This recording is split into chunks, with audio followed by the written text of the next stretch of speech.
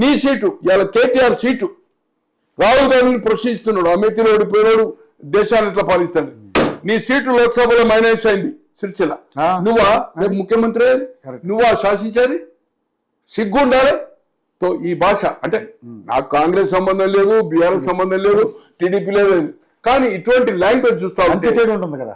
అరే ప్రింట్ అంటేనేమో ఇది కనబడది, ఈ ఆహాభావాలు ఇది మాట్లాడుతూ ఉంటే ముంగట ఉండి కాలి కొట్టించుకుంటా ఉంటే అరే నాయనా అయితే ఆడగా మోగగా ఇదేంటే కేటీఆర్ వాళ్ళకు కూడా ప్రాతినిధ్యం ఇస్తున్నాం, గుర్తింపు వచ్చింది, వాళ్ళకు కూడా గౌరవం సొసైటీలో ఇస్తున్నాం, ఏదైనా ఒకటి నేను అది కాదు ఇది కాదు ఏంటి నువ్వు ఇలా ఒరిజినల్ గా మాట్లాడుతున్నాము. రవి గారు 14 నుంచి ఎలక్షన్ లో విభేదించిన, 18లో విభేదించిన, 22 వరకు 2022 వరకు దాదాపు 8.5 సంవత్సరాలు జిఆర్ స్వామి ఇష్యూ అయిన తర్వాత డిఫర్ అయింది. తో ప్రతి వివాద అంశానికి సపోర్ట్ చేశాడు.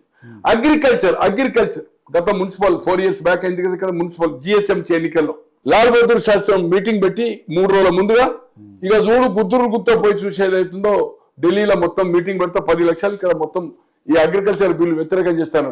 ఇదే ఆయన పెట్రోల్ దొర, ఈయన కూడా పెట్రోల్ దొర, తుపాకి రాముడే. బెంగళూరు దిగ్బంధం చేసాడు, అగ్రికల్చర్ బిల్లు వ్యతిరేకం చేస్తాను. రస్తారోగా చేసాడు బెంగళూరు హైవేని మంత్రిగా ఉండి, అక్కడ పోయి ఆయన డై కొట్టిండి, అగ్రికల్చర్ బిల్లుకి సపోర్ట్ చేసాడు. అది విరమించుకుందా లేదా ఎన్డీఏ ప్రభుత్వం, విరమించుకుందా లేదా? అటువంటిది ఏదైతుందో చాలా ఇబ్బంది. నీకు ఉన్నాయి 4 ఓట్లు, నీ 4 ఓట్లకి ఏం ఫరకపడింది? 4 రాజ్యసభ, లోక్సభ 0. ఒకరు ఆయన పేరేంది ఫార్మా కంపెనీ ఖమ్మం, ఒక ఆయన దామోదరరావు, ఒక ఆయన గ్రానైట్ రవి ఖమ్మం, ఇంకో అతను మన చూసేసాడు. ఓన్లీ 4. తో ఇది అహంకారము, ఈ కేటీఆర్ అహంకారం ఏదైతుందో తప్పు. ఖచ్చితంగా కాంగ్రెస్ పార్టీ ఈ దేశానికి త్యాగాలు చేసింది. హైయెస్ట్ కొన్ని ఈ రోజు లక్షల కోట్ల వాల్యూ ఉన్నది. ఎందుకంటే నాకు వాళ్ళ ప్రాపర్టీస్ వాళ్ళ సంగతి తెలుసు కనుక. మేనకా గాంధీ గారితో నాకు చనువు ఉంది కనుక, చరిత్ర చదివినవానిగా.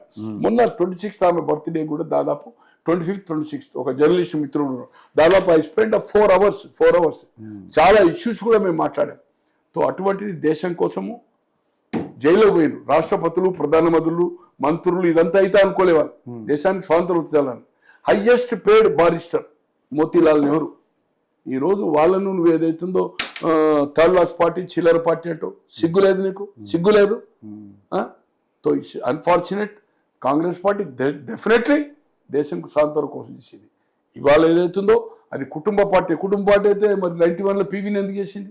మన్మోహన్ సింగ్ ఎందుకు పోనీ మంత్రివర్గంలో చేరొచ్చు కదా వాళ్ళకి ఎంపీ. నువ్వు నీ బావ, నీ చుట్టమైన దయాకరం, నీ చుట్టమైన జూపల్లి మంత్రివర్గంలో చేరుతారు. 6 రెడ్లు సామాజిక న్యాయం చేస్తూ ఉంటాడు మీ నాయన.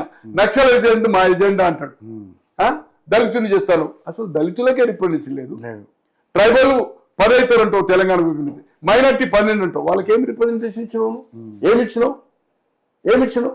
తో సామాజిక న్యాయం లేదు, సమతూకం లేదు, వాళ్ళ రిప్రజెంటేషన్ పర్సంటేజ్ ప్రకారం ఎమ్మెల్యేల ప్రకారం కూడా నువ్వు అటువంటిది నువ్వు ప్రశ్నించడం అంటే ఏదైతుందో దురదృష్టకరం.